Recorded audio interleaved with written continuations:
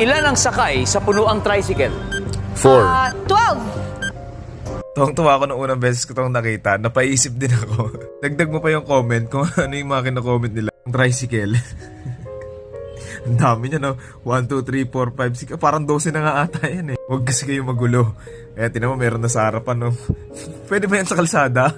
Ang bagsik, meron pang tao sa may bubong. O yan, pinagalitan na kayo. Madaming correct answer kasi not all tricycles are the same. May point naman, hindi naman talaga lahat pare-parehas yung mga tricycle. May mga malalaki, may mga maliliit na tricycle, pero dito lang kasi ata sa Maynila yung mga limahan lang. Sa mga probinsya lang ata yung mga mas malalaki. Tricycle po, hindi kulong-kulong. Ano yung kulong-kulong?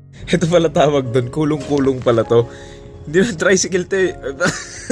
Pwede pa ito pamasada? Di ba pang mga ano lang to? Tubig, mga ganon. Ha, daming nagmamagaling sa comment. Try nyo kasi libutin buong Pilipinas para madagdagan kaalaman nyo. Kasi dito sa amin yung 12 na sakay maluwag pa yan. Example, dito sa amin